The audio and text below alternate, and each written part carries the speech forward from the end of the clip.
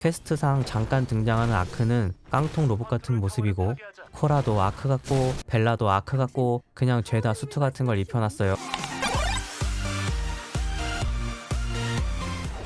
안녕하세요, 게임중개사입니다. 어제 드디어 대망의 RF 온라인 넥스트가 정식 출시를 했어요. 어마어마한 프로모션 BJ분들을 앞세우고 출발을 했는데요. 저도 퇴근을 해서 게임을 좀 해봤는데 와, 이건 좀 해도 너무한 게 아닌가 싶어요. 저도 화가 났지만 NC도 화가 나지 않았을까 싶어요. 진작에 RF 온라인 전작과는 전혀 상관이 없다는 건 이전 영상에서도 알려드려가지고 저도 기대를 하지는 않았는데요.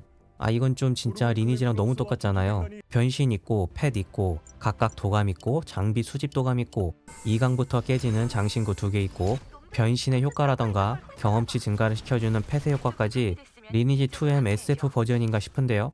아니, 우리나라 MMORPG는 이런 거 넣어야 한다는 법이라도 어디 있습니까? 지금까지 MMORPG가 대부분 리니지 라이크였지만 이번 RF 온라인은 대박을 쳤던 IP를 가져와서 이렇게 만든다는 게 더 화가 났어요. 거기다가 이미 RF 온라인 시스템이 아니라고 해도 이건 너무할 정도로 원작을 내다 버린 수준인데요. 코라, 벨라, 아크레시아는 텍스트로만 존재하는 수준이에요. 잠깐 등장하는 각 종족의 모습은 제가 아는 그 모습이 전혀 아니었는데요. 퀘스트상 잠깐 등장하는 아크는 깡통 로봇 같은 모습이고, 코라도 아크 같고 벨라도 아크 같고 그냥 죄다 수트 같은 걸 입혀놨어요. 어이가 없을 정도였습니다. 땅꼬마 소리를 듣던 벨라토도 그동안 평균 키가 많이 성장했나 봅니다. 퀘스트고 뭐고 그냥 전작을 조금이라도 녹일 생각이 전혀 없어 보였습니다. 거기에 최소 시작부터 국가를 선택해서 국가별 구역이 나뉘어 있고 국가끼리는 항시 전투를 하는 시스템인 줄 알았는데요.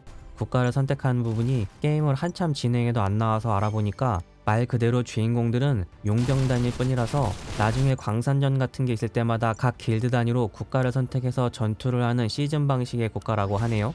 그 전에는 그냥 같은 동료로서 한 공간에서 열심히 게임을 하시면 됩니다. 종족은 없는 줄 알았는데 국가도 없을 줄이야. 그냥 어처구니가 없어요. 그럼 이제 이 RF 온라인의 특징이나 장점은 무엇인가요? 전설 기대값이 300만원이라는 저렴한 리니지 라이크인가요? 자유롭게 날지도 못하는 비행 기능인가요? 캐시 장신구를 인게임 재화로도 살 수 있거나 퀘스트를 하면 변신을 지급하는 등의 싼 맛은 있지만 변신, 펫, 창고가 캐릭터 간 공유는 또 안되게 막아놨어요. 그나마 장점은 메인 퀘스트가 중국 양산형에 맞먹을 정도로 자동 진행이 된다는 것과 오프라인 모드 10시간 지원 정도로 보이네요. 게임의 재미를 논하는 게 아니에요. SF 버전의 리니지가 재밌는 분들 많으시겠죠. 그러니까 그렇게 많은 리니지 라이크들이 나오는 걸 테고요. 그런데 3N이라고 불리는 우리나라 거대 게임사에서 그 유명한 IP를 가져와서 이렇게 만들어 놓은 게 전작 RF 온라인 골수 유저로서 너무 화가 납니다. 그럼 오늘의 리뷰 마칩니다. 구독 시청 감사합니다.